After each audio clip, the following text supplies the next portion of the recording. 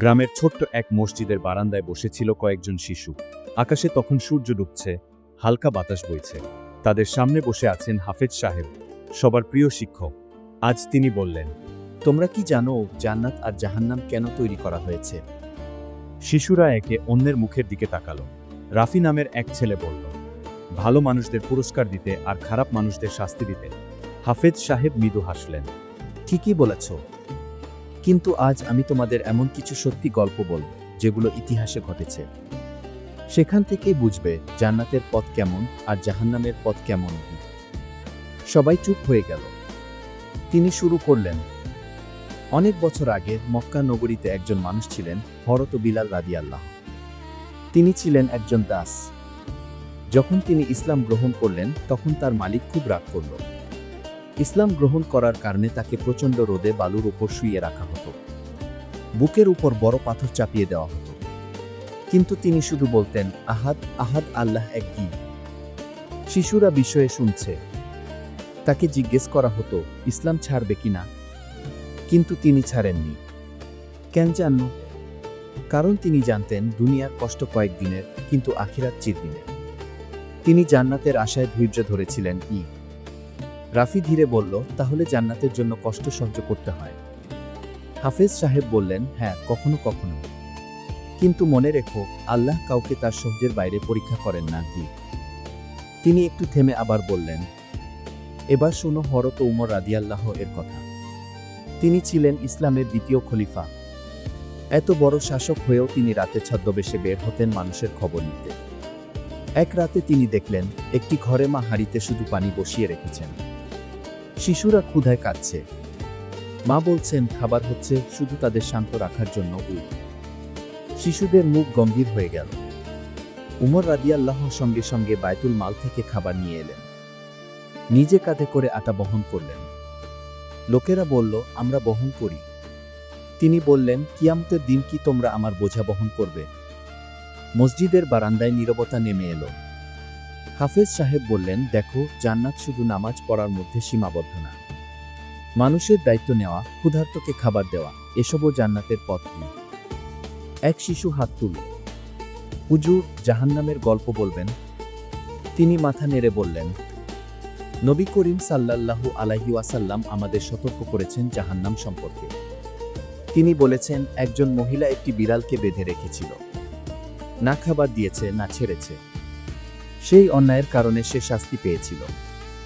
আবার এক পাপী নারী শুধু একটি তৃষ্ণার্ত কুকুরকে পানি খাওয়ানোর কারণে আল্লাহর ক্ষমা পেয়েছিল। শিশুরা অবাক। এ থেকে আমরা কি শিখি? হাফেজ সাহেব প্রশ্ন করলেন। রাফি বলল, ছোট কাজও গুরুত্বপূর্ণ। ঠিক তাই। আল্লাহ ছোট ভালো কাজও দেখেন, ছোট অন্যায়ও দেখেন। তিনি আকাশের দিকে তাকিয়ে বললেন, কোরআনে বলা হয়েছে জান্নাতে থাকবে এমন বাগান যার নিচ দিয়ে নদী প্রবাহিত হয়। সেখানে থাকবে শান্তি। কেউ কারো প্রতি হিংসা করবে না, কেউ কষ্ট পাবে না।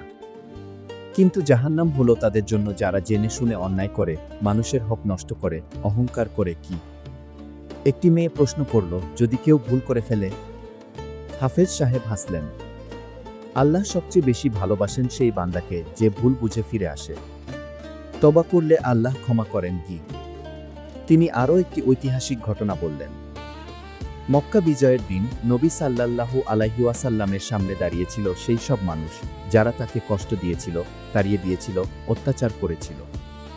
সবাই ভেবেছিল আজ হয়তো প্রতিশোধ নেওয়া হবে। কিন্তু তিনি বললেন, আজ তোমাদের জন্য কোনো দোষারোপ নেই। তোমরা সবাই মুক্ত। শিশুরা অবাক হয়ে বলল, তিনি ক্ষমা করে দিলেন?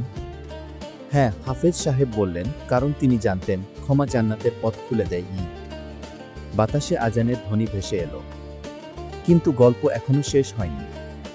নামাজ শেষে শিশুরা আবার ঘিরে বসল। হাফেজ সাহেব বললেন, শোনো, জান্নাত আর জাহান্নাম শুধু ভবিষ্যতের বিষয় না। আমরা এখন যে কাজ করি তার ফলই সেখানে পাব। যদি সত্য বলি, জান্নাতের পথে হাঁটি। যদি মিথ্যা বলি, জাহান্নামের দিকে এগোই। যদি মা বাবার কথা শুনি, আল্লাহ খুশি হন। যদি অবাধ্য হই, আল্লাহ অসন্তুষ্ট হন।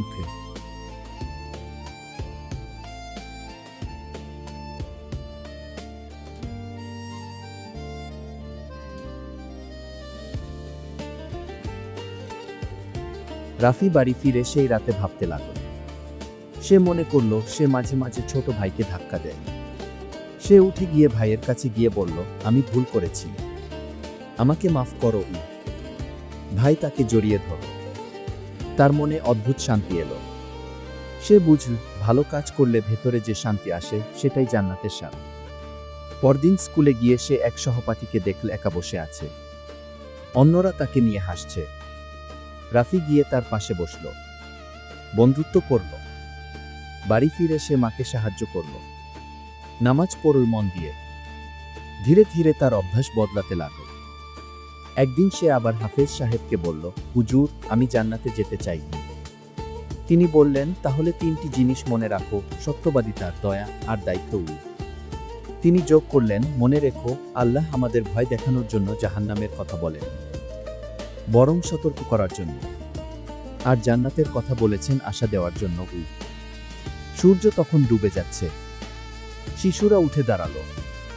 হাফেজ সাহেব শেষ কথা বললেন, জীবন একটা পরীক্ষা। এখানে আমরা যা বেছে নেব সেটাই আমাদের গন্তব্য ঠিক করবে। যদি আমরা ভালোবাসা বেছে নিই, ক্ষমা বেছে নিই, সত্য বেছে নিই, তাহলে জান্নাত আমাদের জন্য অপেক্ষা করছে। আর যদি অহংকার, অন্যায়, নিষ্ঠুরতা বেছে নিই, তাহলে জাহান্নামের পথ খুলে যায়। শিশুরা ধীরে ধীরে বাড়ির পথে হাঁটতে লাগল। তাদের মনে ভয় নয়, বরং দায়িত্ববোধ জন্মাল। কারণ তারা বুঝেছে, জান্নাত মানে আল্লাহর সন্তুষ্টি, জাহান্নাম মানে অন্যায়ের ফল। আর প্রতিদিনের ছোট ছোট সিদ্ধান্তই আমাদের ভবিষ্যৎ ঠিক করে। গল্প এখানেই শেষ নয়। প্রতিটি শিশুর জীবনে প্রতিদিন নতুন সিদ্ধান্ত আসে।